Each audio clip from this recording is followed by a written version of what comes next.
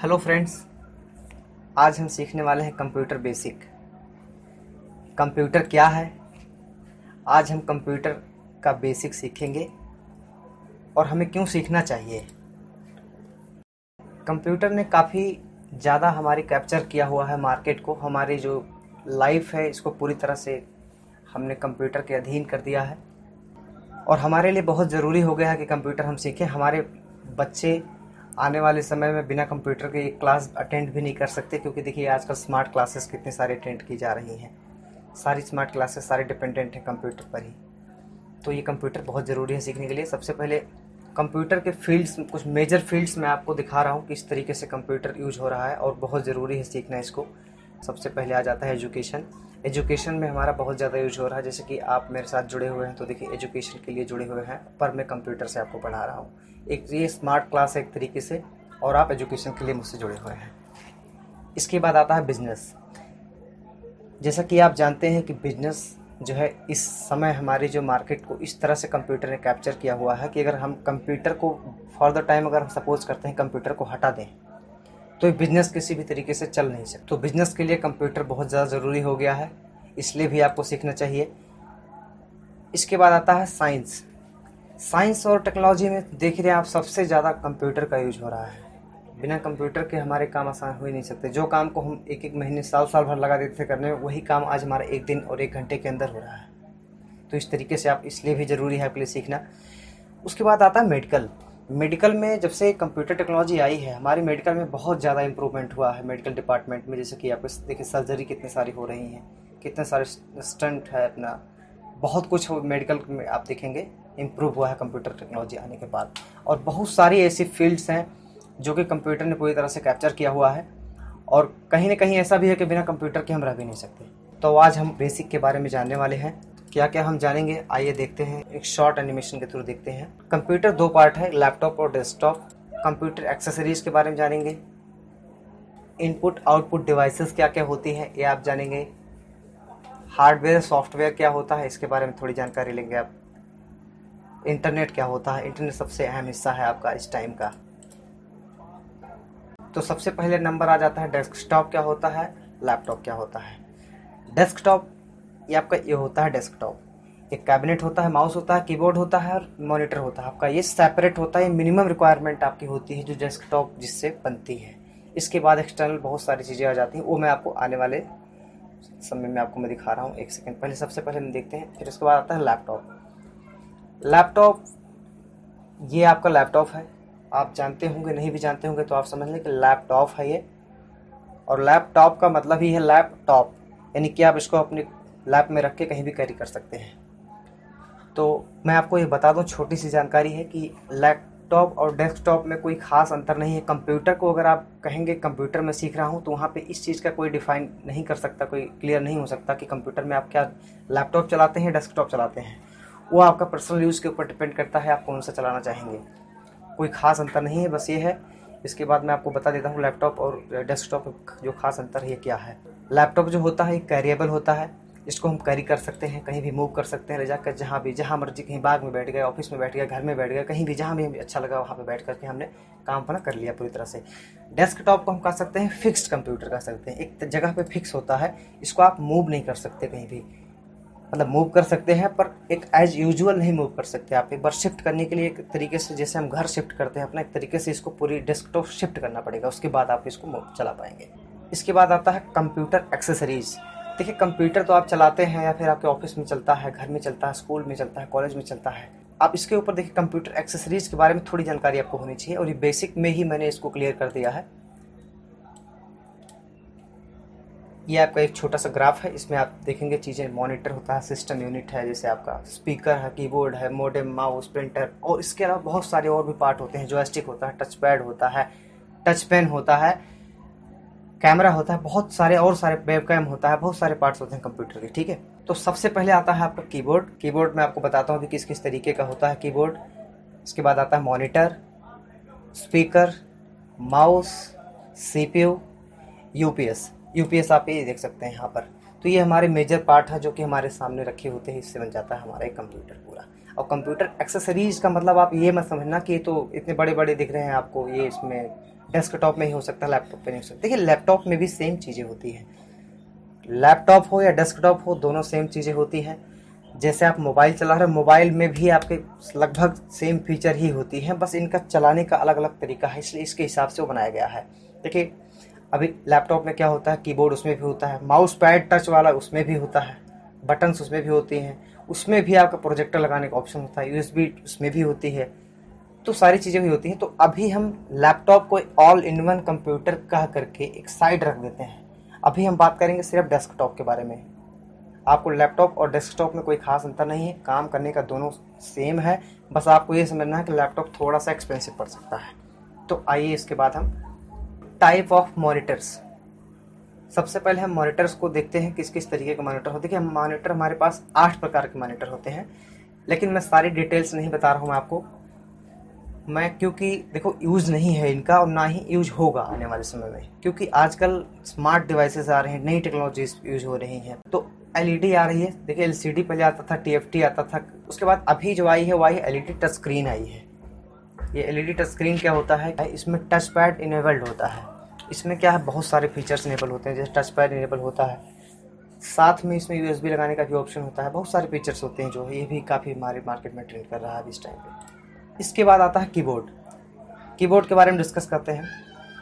सबसे पहले आ जाता है वायर्ड कीबोर्ड, ये थोड़ा कॉस्ट में कम होता है, इसमें वायर लगा होता है। कीबोर्ड या माउस दोनों की हम बात करें तो कीबोर्ड और माउस दोनों का सेम फीचर होता है। इसके बाद आता है वायरलेस, वायरलेस कीबोर्ड आपका होता है सिर्फ कीबोर्ड या माउस, जो भी हम डिस्कस करें कीबोर्ड या माउस दोनों चीज़ें सेम होती हैं।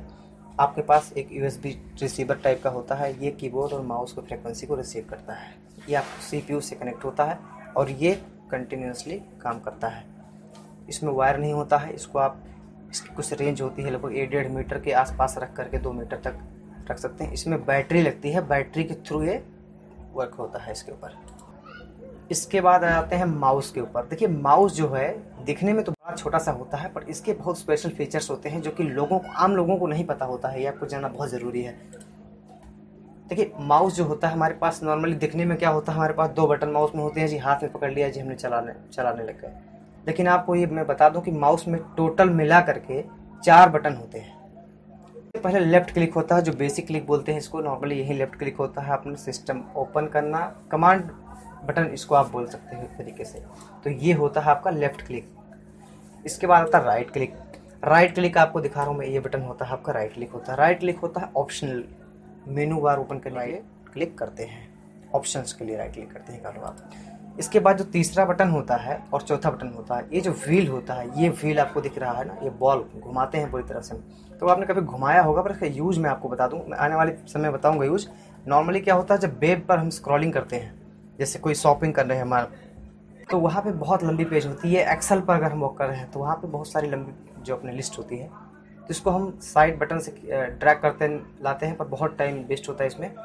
माउस का जो बॉल होता है ये स्क्रॉल करने में काम आता है, नीचे ऊपर टॉप बॉटम जो भी कह लो उसको। और उसके बाद जो माउस का चौथा बटन है, बीच में बॉल में बटन होता है, इसका क्या यूज होता है, बॉल वाले बटन को आपने क्लिक कर दिया तो इसमें एक पॉपअप एक माउस का शेप चेंज हो जाता है और इसको किसी भी डायरेक्शन में आप ऑटोमेटिकली मूव कर सकते हो, जिस भी तरफ घुमा करके रख दोगे उस तरफ मूव होता रहेगा। तो ये आपका चौथा बहुत इंपॉर्टेंट यूज था, जो कि आपको कोई बताता नहीं है, शायद ये ट्रेंड में नहीं है, ज़्यादा लोगों को पता भी नहीं होता है। इसके बाद आ जाता है सीपीयू। देखिए सीपीयू जो पार्ट है कंप्यूटर का, एक तरीके से ह्यूमन ब्रेन होता है ह्यूमन पूरी बॉडी में, वैसे ही कंप्यूटर का जो मेन पार्ट होता है सीपीयू होता है। ये लैपटॉप में भी होता है, डेस्कटॉप में भी होता है, बट लैपटॉप में क्या होता है, देखिए सीपीयू जो होता है आपका सेंट्रल प्रोसेसिंग यूनिट होती है।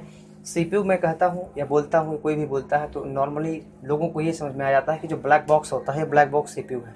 देखिए कहने में ठीक है, लेकिन ये सीपीयू नहीं है, एक्चुअली ये होता है कैबिनेट, कंप्यूटर केस बोलते हैं इसको। एक कैबिनेट यानी कि बॉक्स जो होता है, बॉक्स के अंदर जो चीज़ें इंस्टॉल्ड होती हैं, मदरबोर्ड होता है, प्रोसेसर होता है, फैन होता है, हार्ड ड्राइव होता है, सीडी रोम होता है, ये सारी चीज़ें इसके अंदर आती हैं ब्लैक बॉक्स के अंदर। तो इस तरीके से आपका ब्लैक बॉक्स कंप्लीट हो जाता है। तो अभी सीपीयू की बात करेंगे, सेंट्रल प्रोसेसिंग यूनिट जो होता है इसका फुल फॉर्म होता है। ये सीपीयू का आपको फ्रंट और बैक व्यू दिख रहा है आपको। फ्रंट में यूएसबी ऑप्शंस होते हैं, ऑडियो ऑप्शंस होते हैं यहाँ पर, और सीडी रोम लगाने का ऑप्शन होता है यहाँ से निकालने का। बैक साइड से आप देखेंगे माउस कीबोर्ड लगाने का ऑप्शन होता है, बीजे केबल लगाने का ऑप्शन होता है, कई सारे ऑप्शंस होते हैं, मैं आपको आगे दिखा रहा हूँ। तो इसको बैक साइड वाले पिक्चर को आप बहुत ज़्यादा ध्यान से देखें। इसमें सबसे इंपॉर्टेंट चीज़ें होती हैं, कई बार आपको नहीं पता होता है, लगाते हो चलता नहीं है, वर्क नहीं कर पाते हो आप इस तरीके से। देखिए सबसे पहले आता है ऑडियो पोर्ट्स। ऑडियो पोर्ट्स जो होते हैं इसमें 3 बटन्स होते हैं और तीनों का अलग अलग यूज होता है। उसके बाद आता है बीजीए पोर्ट। बीजीए पोर्ट क्या होता है, जो डिस्प्ले हमारी आती है सामने, हम आपको देखते हैं, ये बीजीए पोर्ट यहाँ से कनेक्ट होता है। बीजीए पोर्ट में आज नई टेक्नोलॉजी आ गई है, HDMI आ गई है और भी आ गई है नई तरीके से। अभी आजकल तो बहुत ज़्यादा ट्रेंडिंग है आपका HDMI आ रही है। HDMI में क्या होता है कि इसमें डॉट थोड़े ज़्यादा होते हैं और एक क्लियरिटी थोड़ी ज़्यादा होती है इसके अंदर। USB पोर्ट्स जो आपको दिखा रहे हैं, USB पोर्ट्स क्या होते हैं, जैसे हम पेन ड्राइव लगाते हैं, कीबोर्ड लगाते हैं, माउस लगाते हैं, किसी भी तरह का कोई भी USB पोर्ट हमें लगाना हो उसके अंदर, जो वाईफाई रिसीवर लगेगा, आपका प्रिंटर लगेगा, बहुत सारी चीज़ें होती हैं। आजकल वैसे तो वायरलेस प्रिंटर भी आ गया है, इसकी ज़रूरत नहीं पड़ती है, वाईफाई से कनेक्ट हो जाता है। इसके बाद जो आपको लाइन पोर्ट दिख रहा है, लाइन पोर्ट क्या होता है, इसका भी यूज कहीं ना कहीं थोड़ा कम हो गया है, पर मैं बताना चाहूँगा आपको कि जो लाइन पोर्ट होता है ये काफ़ी इंपॉर्टेंट होता है, क्योंकि वाईफाई जो होता है रिसीवर, ये आपको ओवरलोड होने पर थोड़ा सा स्लो हो जाता है स्पीड, पर लाइन पोर्ट का स्पीड स्लो नहीं होता कभी। ठीक है, तो ये आपको समझ में आ गया होगा इन पोर्ट्स के बारे में। तो देखिए कंप्यूटर केस हो गया जिसे कैबिनेट बोलते हैं, SMPS हो गया जिसको फुल फॉर्म होता है स्विच मोड पावर सप्लाई, जो पूरे कंप्यूटर में सब पावर सप्लाई। उसके बाद रैम होता है, रैंडम एक्सेस मेमोरी होती है जिसका फुल फॉर्म हार्ड ड्राइव या हार्ड डिस्क, जो भी हम चाहे बोल सकते हैं, जो मेमोरी कार्ड होती है कंप्यूटर की। उसके बाद होता है प्रोसेसर। इसके बाद आता है मदरबोर्ड। मदरबोर्ड क्या होता है कि इसमें आपके जितने भी सारे कनेक्शंस होते हैं सारी मदरबोर्ड से होती हैं, जैसे हार्ड ड्राइव हो गया आपका, CD-ROM हो गया, USB के सारे ऑप्शंस हो गए, बीजे केबल हो गए, ऑडियो पोर्ट्स हो गए, सारे के सारे आपको मदरबोर्ड से कनेक्टेड होते हैं। इसके बाद है इनसाइड पार्ट्स ऑफ CPU। तो मैं आपको जो CPU है, देखिए CPU कहने में छोटा सा था पर आपने देखा बहुत सारा, और इसके बाद इनसाइड पार्ट्स मैं आपको दिखा रहा हूँ, इसका पिक्चर के साथ मैं आपको दिखा रहा हूँ। और मैं इसलिए पिक्चर के साथ आपको दिखाने लाया हूँ कि आपको बहुत बेहतर तरीके से समझ में आ जाए, क्योंकि शायद आपने खोल के उसको देखा ना हो कभी कैसा होता है इसके अंदर का पार्ट, कभी आपको दिखे तो समझ में आ जाएगा आपको क्या है। सबसे पहले आता है हार्ड डिस्क। ये आपका हार्ड डिस्क होता है, देखिए ऐसा दिखता है हार्ड डिस्क। ये तकरीबन आपका 500 ग्राम से ज़्यादा वजन होता है ये। Next RAM. रैम आपको ये चिप होती है, ये भी तकरीबन 6 इंच के आसपास की होती है। कैबिनेट। कैबिनेट ये जो ब्लैक बॉक्स आपको नज़र आता है, ये सिर्फ बॉक्स को ही कैबिनेट बोला जाता है, माइंड सेट कर लेना अपना आप इसमें। मदरबोर्ड। मदरबोर्ड आपका ये जो आपको पूरा दिख रहा है पूरा पार्ट, सारे कनेक्शंस इसके अंदर दिए जाते हैं। प्रोसेसर, फैन, रैम, सब कुछ इसके अंदर लगता है। उसके बाद प्रोसेसर आता है। देखिए प्रोसेसर जो होता है, जो सेंट्रल प्रोसेसिंग यूनिट होती है आपका, यही होता है प्रोसेसर। ये काफ़ी एक्सपेंसिव होते हैं सारे पार्ट्स को अगर हम ओवरऑल कैलकुलेट करते हैं तो सबसे ज़्यादा एक्सपेंसिव आपका प्रोसेसर ही होता है। ये होता है प्रोसेसर। ये बहुत सूक्ष्म होता है, इसको बहुत संभाल के रखना पड़ता है। और ये होता है SMPS। SMPS आप देखेंगे बॉक्स जो दिख रहा है कि ज़्यादा एक्सपेंसिव तो नहीं है, पर जो मेन पार्ट है ये यही है, पावर सप्लाई करता है पूरे कंप्यूटर में आपको। मदरबोर्ड से, CD-ROM से, काफ़ी सारे जो भी आपके जो ऑपरेटेबल होते हैं सारे इसमें कनेक्शन दिया जाता है। पावर का कनेक्शन इसी से दिया जाता है। इसके बाद हम बात करेंगे इनपुट और आउटपुट डिवाइस है। इनपुट डिवाइस का मतलब होता है कि जिस डिवाइस से डेटा को इनपुट किया जा रहा हो, यानी कि डेटा को इनसाइड डाला जा रहा हो, उसके अंदर कंप्यूटर के अंदर प्रोसेस किया जा रहा हो, ये होता है इनपुट डिवाइस। जैसे कि आपका कीबोर्ड, कीबोर्ड से टाइप करते हो, टाइपिंग करके डेटा फीड करते हो कंप्यूटर को, सेव करते हो, ये हो गया आपका इनपुट डिवाइस। इसके बाद माउस आ गया। देखिए मैंने जो बताया आपको कि डेटा फीड किया जाता है इसके अंदर, इससे आपको क्लियर हो गया होगा कि इनपुट और आउटपुट डिवाइसेस क्या क्या होती हैं। फिर भी मैं आपको एक छोटी सी एनिमेशन के थ्रू मैं आपको समझाना चाहता हूँ, उसको देख लीजिए आप। माउस से वर्क हम करते हैं, इसके ऊपर ग्राफिक करते हैं, डिजाइनिंग करते हैं, बहुत सारी चीज़ें करते हैं। जैसे माउस जितने भी यूज होते हैं, पेंटिंग्स होती हैं हमारी, तो ये डेटा प्रोसेस होता है, ये हमारा इनपुट होता है डेटा, इसलिए इनपुट डिवाइस होता है ये। इसके बाद स्कैनर है। स्कैनर से स्कैन करके डेटा हम अंदर करते हैं, CPU के अंदर सेव होता है, स्टोर होता है हमारे हार्ड ड्राइव के अंदर। इस तरह से इनपुट डिवाइस हो गया। इसको माइक आ जाता है, माइक से हम रिकॉर्डिंग करते हैं। देखिए इसके अलावा और भी कई सारे डिवाइसेस होती हैं, जैसे जॉयस्टिक्स वगैरह हो जाती हैं अपना, तो स्कैनर हो जाते हैं। जैसे स्कैनर में बताया आपको, स्कैनर कई टाइप के होते हैं, बार कोड स्कैनर होते हैं, QR कोड स्कैनर होते हैं, पेज स्कैनर होते हैं। अब आ जाइए आउटपुट डिवाइसेस पर।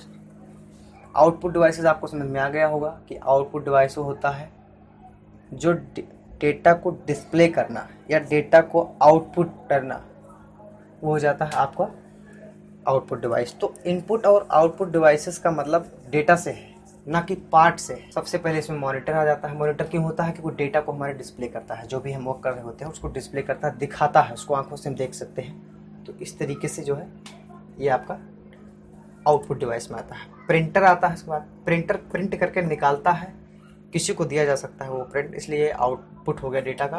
तो ये आउटपुट डिवाइसेस के अंदर आता है। स्पीकर जो होता है, इससे हम साउंड को हम क्रिएट करके, देखिए साउंड को जो हमने क्रिएट किया वो माउस और कीबोर्ड के थ्रू किया, तो ये इनपुट डिवाइस है। बट साउंड जब बाहर निकला, आया बाहर, हमारे सुनाई देता कानों में जो, तो वो आपका आउटपुट डिवाइस के थ्रू आया। तो इसलिए स्पीकर जो आता है ये आउटपुट डिवाइस के अंदर है।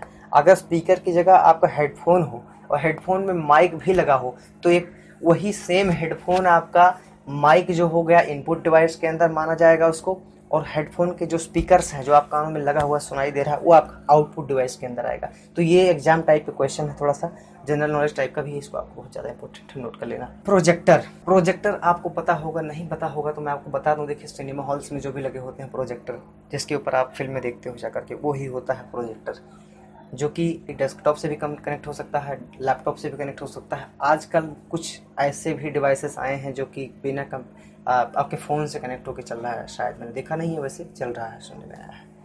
तो ये एक तरीके से प्रोजेक्टर आपका आउटपुट डिवाइसेस के अंदर आता है। तो आपको ये चीज़ क्लियर हो गया होगा कि इनपुट और आउटपुट डिवाइसेस क्या क्या होती है। इनपुट और आउटपुट डिवाइसेस का जो मतलब है ये डेटा से है, ना कि आपके हार्डवेयर या सॉफ्टवेयर से है। मैं आशा करता हूँ कि ये चीज़ें क्लियर हो गई होंगी। इसके बाद आपका नंबर आ जाता है हार्डवेयर एंड सॉफ्टवेयर की।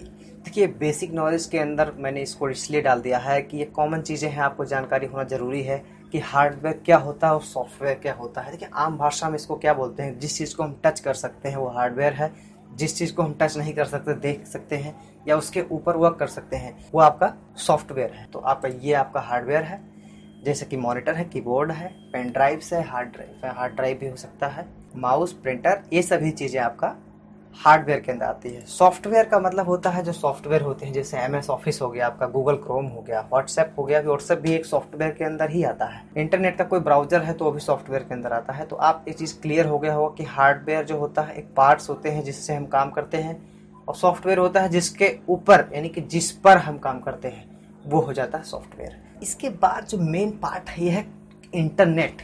देखिए इंटरनेट जो है इसको थोड़ा डिटेल में समझ लेते हैं क्या है। वैसे तो आपको इंटरनेट का नाम सुनते ही आपको समझ में आ गया होगा क्या है इंटरनेट। आप सोच रहे होगे चलो हटाओ हो गया, लेकिन हो नहीं गया है। ये बहुत ज़्यादा इंपॉर्टेंट है इंटरनेट सीखना। देखिए इंटरनेट का हर इसलिए इम्पोर्टेंट है, मैं आपको बता दूँ कि इंटरनेट कोई ऐसा मुश्किल से ही शायद कोई होगा जो नहीं चलाता होगा। हर कोई इंटरनेट चलाता ही चलाता है, और उसके बारे में बहुत सारी चीज़ें ऐसी जो जानकारी होनी ज़रूरी है। इंटरनेट का किस तरीके से अच्छे से इस्तेमाल किया जाए वो भी ज़रूरी है। आने वाली क्लासेस में आपको इसके बारे में डिटेल में समझेंगे आप। अभी मैं सिर्फ बेसिक बता रहा हूँ, बेसिक आप समझ लें। तो इंटरनेट ने पूरी तरह से ग्लोबल मार्केट को कैप्चर कर लिया है। सोशल मीडिया से लेकर के हमारी एजुकेशन सिस्टम, बिजनेस, सब कुछ मिला करके आपका इंटरनेट पर डिपेंड हो गया है। कहीं ना कहीं ऐसा भी कहा जा सकता है अगर एकाएक इंटरनेट को बंद कर दिया जाए तो पूरी दुनिया रुक जाएगी एकाएक, यानी कि सब कुछ प्रोसेसिंग आपको रुक जाएगा। सोशल कनेक्टिविटी, जैसे कि हम सोशली कनेक्ट होते हैं एक दूसरे से, हमारे फ्रेंड्स होते हैं दूर दराज बैठे हुए हैं, हमारे यार दोस्त, फैमिली, रिलेशंस, जिसके थ्रू हम कनेक्ट होते हैं, वो सोशल कनेक्टिविटी के में सबसे ज़्यादा यूज हो रहा है आजकल। इसके बाद एजुकेशन में देख लीजिए, एजुकेशन जैसे कि आप मेरे साथ जुड़े हुए हो, क्लास को आप देख रहे हो, स्मार्ट क्लास है ये हमारा, एक थोड़ा सा कह सकते हैं इसको आप। तो ये आप अटेंड कर रहे हो जो क्लास, ये आपका एजुकेशन कैटेगरी हो गया। इंटरनेट के थ्रू ही कर रहे हो, इंटरनेट ना होता तो आप यूज़ नहीं कर पाते एक चीज़ आप। इसके बाद शॉपिंग, शॉपिंग में बहुत ज़्यादा ट्रेंडिंग है, यूज हो रहा है। शॉपिंग में जैसे कि आप देखेंगे कोई भी चीज़ आपको परचेज करना हो तो आप तुरंत ऑनलाइन, सबसे पहले आप ऑनलाइन सर्च करते हो। रिसर्च क्या है, बड़ी सारी चीज़ें आ जाती है इसके अंदर। रिसर्च में बहुत कुछ आता है। रिसर्च में किसी भी चीज़ को हम रिसर्च बोल सकते हैं। जैसे कि हम कोई भी चीज़ जिसका हम यूज़ कर रहे हैं, हमें नहीं पता है, उस चीज़ के बारे में जानकारी अगर इंटरनेट से हम रिसीव कर रहे हैं तो उससे हम रिसर्च बोल सकते हैं। एंटरटेनमेंट देखिए ये ना सबसे पहला मेरा टैब था एंटरटेनमेंट, लेकिन मैंने एंटरटेनमेंट सबसे पहले नहीं लिखा है क्योंकि मेरा मानना ऐसा है, पर्सनली मैं बता रहा हूँ आपको, कि जो एंटरटेनमेंट है ये सबसे लास्ट में इसको हमें मानना चाहिए। इंटरनेट यूज करने के टाइम पर, क्योंकि इंटरटेनमेंट हमारा जो है, ये हमारा पूरा जो टाइम होता है वो टाइम पूरा हमारा खींच लेता है एक तरीके से। ये कह लो कि टाइम हम वेस्ट कर देते हैं। और आप अगर इंटरटेनमेंट में ज़्यादा टाइम वेस्ट करते हैं तो मैं ही कहूँगा कि थोड़ा आप लिमिटेड टाइम यूज़ करें। दुनिया में बहुत कुछ है देखने के लिए, बहुत कुछ बाकी पड़ा है। आप रिसर्च करिए, एजुकेशन पर वीडियोस देखिए, पढ़ाई करिए, बहुत कुछ पड़ा हुआ है आपका। एंटरटेनमेंट में थोड़ा लिमिटेड समय दीजिए। एंटरटेनमेंट भी ज़रूरी है, ऐसा नहीं कि नहीं है। मैंने एक छोटा सा नोट लिखा हुआ है कि human being is depending on internet day by day and we are also from them. मैंने पर्सनली अपने लिए लिखा है कि हम जो हमारी ह्यूमन जनरेशन हमारी है, ये हम पूरी तरीके से इंटरनेट पर दिन पर दिन हम डिपेंड होते चले जा रहे हैं, और हम और आप इसमें से ही हैं। देखिए, एक क्लास भी मैंने इसी हिसाब से ही बनाया है कि जिससे कि आप भी सीख सकें चीज़ें। इसके बाद तक कंप्यूटर मेमोरी। देखिए, ये बेसिक पार्ट के अंदर ही मैं आपको ये सब बता दे रहा हूँ, छोटी छोटी चीज़ें हैं। इसकी डिटेल में जो क्लासेस नेक्स्ट हमारी हैं उसको आप देखिए, नेक्स्ट क्लासेस। कंप्यूटर मेमोरी, देखिए कंप्यूटर मेमोरी हो या फ़ोन की मेमोरी हो, मेमोरी जो होती है आपका टेक्निकल, हमारे जो मेमोरी कार्ड्स होते हैं या फिर डेटा स्टोरेज टाइप का सकते हो, ये आपकी जो एक लैंग्वेज होती है इनकी कैसे होती है आप देखिए। वैसे आपको पता भी होगा, नहीं भी पता हो तो आप जान लीजिए। ये आप फ़ोन चलाते हो, इंटरनेट चलाते हो, कुछ भी चलाते हो, लैपटॉप हो, फाइल्स आप यूज़ करते हो इधर उधर, तो सारी चीज़ों आपको पता होना चाहिए क्या होता है, इसका नाम क्या होता है। देखिए 1 बाइट का होता है, वो 8 बिट होता है। 1 बाइट मतलब क्या होता है कि जो टेक्स्ट होता है, जैसे ABCD लेके अगर आप अल्फ़ाबेट्स को आप A से लेकर Z तक आप कैलकुलेट कर लें तो आपका टोटल मिला करके ये 26 बाइट्स का होगा ये, यानी कि 1 कैरेक्टर बराबर 1 बाइट, तो 8 बिट हो जाता है 1 बाइट बराबर। उसके बाद 1 किलो बाइट आता है। इसके बाद आता है 1 किलो बाइट। 1 किलो बाइट होता है आपका 1024 बाइट्स का 1 किलो बाइट होता है।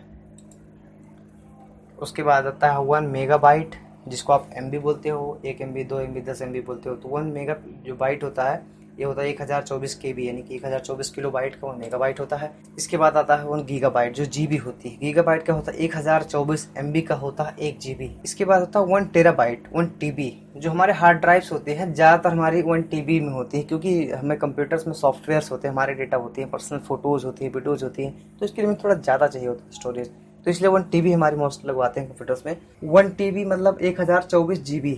और भी देखिए पेटाबाइट भी होता है, तो वो 1024 TB का होता है। उसका यूज बहुत कम होता है क्योंकि उसके हिसाब से आपको प्रोसेसर्स और रैम चाहिए आपको। तो आइए, तो एक छोटे से पिक्चर से हम समझ लेते हैं आपका कि एक कैसे होता है, कहाँ पे हम देख सकते हैं मेमोरी कंप्यूटर की। वैसे तो नेक्स्ट क्लास में पूरा डिटेल में मैंने दिया हुआ है, पर आप यहाँ से देख सकते हैं कि ये जो कंप्यूटर है, अपना कंप्यूटर खोलेंगे जब भी आप ओपन करते हैं कंप्यूटर को, तो यहाँ पे आपको दिखेगा सबसे पहले कि आपको ये दिखे हार्ड डिस्क ड्राइवर्स दिखते हैं। तो ड्राइवर्स क्या होता है, ये सेपरेट अलग अलग कर दिए जाते हैं। जैसे 1 TB का अगर आपका हार्ड ड्राइव है, तो जैसे आपका 1 TB का हार्ड ड्राइव है तो उसमें आपका जैसे 2 कर सकते हो पार्टीशन, 4 कर सकते हो, 6 कर सकते हो, जैसा भी आप, ये आपके मोड के ऊपर है, जितना मर्जी चाहो आप कर सकते हो, इससे कोई प्रॉब्लम नहीं है। ना डेटा इसमें कम होता है ना ज़्यादा होता है, डेटा उतना ही रहता है। स्टोरेज टाइप, तो डेटा आप उतना ही स्टोर कर सकते हो, पार्टीशंस आप जितने मर्जी कर लो, कोई दिक्कत नहीं। इसके बाद आता है कंप्यूटर कॉन्फ़िगरेशन। देख, कंप्यूटर कॉन्फ़िगरेशन जो है बेसिक का पार्ट नहीं है, थोड़ा एडवांस क्लास के हिसाब से है ये, बट मैं आपको कंप्यूटर कॉन्फ़िगरेशन इसलिए बता रहा हूँ कि बाई चांस अगर आप कंप्यूटर परचेज कर रहे हो, लैपटॉप हो या डेस्कटॉप हो, तो उसमें कंप्यूटर कॉन्फ़िगरेशन जैसी चीज़ें आपको पता होना बहुत ज़रूरी है। कि आप सबसे पहले आप जान लें कि आप किस पर्पज़ से आप कंप्यूटर को परचेज करो। ग्राफिक डिज़ाइनर आप हैं, नॉर्मल एजुकेशन के लिए ले रहे हैं, या नॉर्मल बिजनेसमैन, आप क्या क्या यूज है, वर्कलोड कितना है आपका, उसके हिसाब से आपने कंप्यूटर परचेज करना है। जैसे कितना GB रैम होना चाहिए, कितना हार्ड ड्राइव होना चाहिए, कितना ग्राफिक कार्ड होना चाहिए, कितना प्रोसेसर होना चाहिए। अभी आजकल जनरेशन्स का सबसे बड़ा पंगा है कि कौन सी जनरेशन का होना चाहिए। 9th जनरेशन तक आ चुका है अभी तक। प्रोसेसर कौन सा लगा हुआ इसमें, जो जनरेशन देखा जाता है, मैं आपको बता दूं कि जो प्रोसेसर होता है, मेन प्रोसेसर की ही जनरेशन को ही देखा जाता है। बाकी जो अपने विंडोज़ होते हैं ये तो आप पुराना भी लगाओगे तब भी कोई खास फर्क नहीं पड़ने वाला है, पर जो प्रोसेसर होता है इससे फ़र्क पड़ता है। इसके बाद रैम है। रैम में क्या होता है, 2 GB 1 GB 2 GB 4 GB 8 GB 16 GB 32 GB, जितने भी आप कैपेसिटी, जितनी चाहिए आपको कैपेसिटी कंप्यूटर उतना आप ले सकते हो। बट आपको मैं बता दूं आप किस पर्पज़ के लिए कंप्यूटर को ले रहे हो, ये बहुत ज़्यादा ज़रूरी है। अगर आपको समझना है, थोड़ा बहुत जानकारी चाहिए तो मैं आपको बता सकता हूँ, कमेंट में आप पूछ सकते हैं अगर आपको चाहिए कि कौन से वर्क के लिए आपको चाहिए, कितना सिस्टम चाहिए आपको, किस बजट का सिस्टम आपको मिलेगा, ये मैं आपको थोड़ी बहुत जानकारी दे सकता हूँ उसके बारे में। उसके बाद देखिए मेमोरी होती है, मेमोरी को भी ध्यान में आपको रखना होता है कि कितना मेमोरी चाहिए आपको। जैसे आपका अगर ग्राफिक के फाइलें आपके आती है, जैसे आप एक तरीके से कैमरामैन है, आपके पास फाइलें वीडियो और फोटोज़ काफ़ी आती है, तो आपके पास मिनिमम 1 TB होना चाहिए, क्योंकि वीडियो फाइल्स जो है बहुत हैवी फाइल्स, DSLR वगैरह की फाइलें बहुत बड़ी बड़ी होती है, और फ़ोटोज़ हमारे पास एक एक फ़ोटो 10-10 20-20 MB की फ़ोटोज़ होती है, तो इनके लिए स्टोरेज हमें काफ़ी चाहिए होता है। तो इसके लिए मेमोरी आप जो हार्ड डिस्क है इसको मिनिमम आपका 1 TB लगवाएं आप। विंडोज़ आता है, विंडोज़ भी एक मेन पार्ट होता है आपका कॉन्फ़िगरेशन में देखने के लिए। विंडोज़ देखिए, अगर आपके पास 2 GB रैम है, डुअल कोर प्रोसेसर है, पुराने कंप्यूटर्स में आप अगर विंडो 10 डाल दिया है तो विंडो 10 पहली बात तो डलेगा नहीं, अगर डल भी गया इस तरीके से चलेगा नहीं, बहुत हैंग चलेगा वो। तो इस तरीके से आपको इन सब चीज़ों के बारे में थोड़ी बहुत नॉलेज होनी चाहिए। आप कंप्यूटर परचेज करने जा रहे हैं तो थोड़ी बहुत आप जानकारी पहले ले लें, उसके बाद परचेज करें। तो इन सभी चीज़ों को, ये जो होती हैं आपकी, जैसे कि जनरेशन कौन सा है, प्रोसेसर क्या है, रैम क्या है, मेमोरी कितनी लगी हुई है, विंडोज़ कौन सा डला हुआ है, ये हम किसी के कंप्यूटर में अदर, जैसे आप ऑफिस में चेक करना चाहते हैं, किसी अपने फ्रेंड्स के करना चाहते हैं, तो कहाँ से चेक करें, कैसे चेक करें। देखिए, जो विंडोज़, आप विंडोज़ डी क्लिक करके आप या डेस्कटॉप पर जा करके वहाँ पे आप कंप्यूटर का टैब होता है, या फिर कंप्यूटर जो, और विंडोज़ प्लस ई क्लिक करके जो कंप्यूटर की प्रॉपर्टी ओपन होती है, यहाँ पे आप राइट क्लिक करके अगर कंप्यूटर प्रॉपर्टीज़ में जाते हैं तो आपको जो इमेज मैं दिखा रहा हूँ, ये इमेज आपको यहाँ देखने को मिलेगा। ये इमेज मतलब ये इस टाइप से इमेज आपको देखने को मिलेगा। यहाँ पे आपको डिफरेंट हो सकता है, जैसे विंडोज़ एडिशन लिखा हुआ है सबसे पहले, कौन सा विंडोज़ है इसमें, सिस्टम में आप आ जाइए, देखिए क्या होता है, प्रोसेसर कौन सा है, इंस्टॉल्ड रैम मेमोरी कितनी है, सिस्टम टाइप क्या है, pen and tape device installed है कि नहीं है installed, computer name, domain and workgroup setting. देखिए ये जो चीज़ है ये भी मैं आपको बताऊंगा आने वाली क्लासेस में। कंप्यूटर नेम कहाँ से चेंज होता है, कंप्यूटर का नाम क्या होता है, कंप्यूटर में पासवर्ड कैसे लगाते हैं, और आपने देखा होगा फ़ोटो कैसे होता है, लगा हुआ होता है। बहुत सारी और चीज़ें हैं जो कि मैं आपको आने वाले क्लासेस में बताऊँगा। अभी मैंने एक बेसिक बताने की कोशिश किया है, और मैं आपको बता दूँ कि ये जो कंप्यूटर बेसिक है मैंने एक जो बनाया है बहुत ही सिंपल तरीके से समझाने की कोशिश किया है। मैं आशा करता हूँ आपको समझ में आ गई होगी। अगर नहीं समझ में आया है तो मुझे आप कमेंट करके ज़रूर बताएं, और मैं कुछ अगर कोई भी चेंजेस आपको लगता है कि चेंज होना चाहिए, अगर आप स्मार्ट ज़्यादा मतलब आपको नॉलेज है तो आप मुझे बताएं, मैं उस तरीके से चेंज करके आपको दिखा सकता हूँ। तो इसी के साथ आपको हम ये बेसिक कंप्लीट कर चुके हैं। तो हमारा ये चैनल है सिद्धार्थी एजुकेशंस। हमारे फेसबुक पे भी आप मुझे फॉलो कर सकते हैं, सिद्धार्थी एजुकेशंस नाम से ही है। और हमारी जो क्लासेस होती हैं English, Hindi, math, science, psychology, computer, जी मोटिवेशंस की क्लासेस होती हैं। अगर आपने सब्सक्राइब नहीं किया है चैनल को, सब्सक्राइब कर सकते हैं। बाकी इसी के साथ आपका बहुत बहुत धन्यवाद है वीडियो को देखने के लिए। आशा करता हूँ कि आपको अच्छा लगा होगा, और आपको अच्छा लगा हो तो शेयर ज़रूर कर दें, क्योंकि देखिए आजकल जो वीडियोज़ बना रहे हैं लोग, काफ़ी मैंने देखा है कि बहुत ज़्यादा हाईलाइटेड वीडियोज़ बनाते हैं। इसमें क्या होता है, जो मेन एजुकेशन है वो मेन एजुकेशन कहीं ना कहीं पीछे रह जाता है। तो मैंने इसीलिए ही स्पेशली मैंने इसीलिए ही ये वीडियो बनाया है कि आपको बहुत ही सिंपल तरीके से समझ में आ जाए कंप्यूटर बेसिक क्या है, क्या क्या रिक्वायरमेंट्स होती हैं, क्या चीज़ें हमें समझना ज़रूरी है। देखिए अब, और हाँ, अगली क्लास में मैं आपको ये बताने वाला हूँ, कंप्यूटर को मैं आपको फिजिकली दिखाता हूँ कि कैसे कंप्यूटर दिखता है। और नेक्स्ट क्लासेस में आप थोड़ा और देखेंगे, तो नेक्स्ट क्लासेस में आपको नेक्स्ट चीज़ के बारे में बताएंगे आपको हम। इसी के साथ धन्यवाद, शुक्रिया।